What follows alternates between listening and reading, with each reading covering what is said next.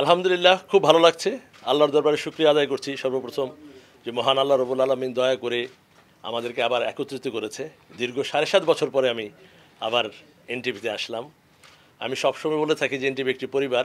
আমি ছিলাম না, কিন্তু আমার এই পরিবারের সকল সদস্য নিজের এই প্রতিষ্ঠানকে আগলে রেখেছে, জীবন দিয়ে কষ্ট করেছে।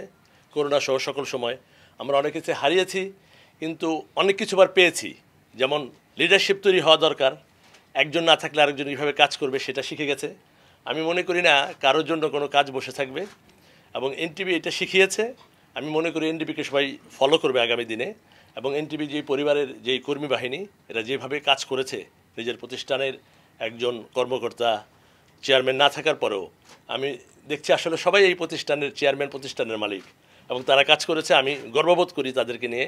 আমি আশা করব আমার এই টিম, আমার এই পরিবার মৃত্যু পর্যন্ত সবাই একত্রিত থাকবো ইনশাআল্লাহ। বর্তমান বাস্তবতায় দর্শকদের সামনে এনটিভি আর নতুন কি তার কি কমিটমেন্ট নিয়ে হাজির হবে? আপনার কি প্ল্যান আছে সামনে? এনটিভিকে আরো স্মার্ট টিভি, আরো গ্রহণযোগ্য?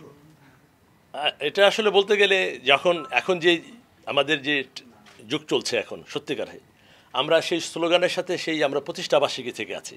সবাই হয়তো আজকে কথা বলছে, আমাদের স্লোগানে হচ্ছে সময়ের সাথে আগামীর পথে।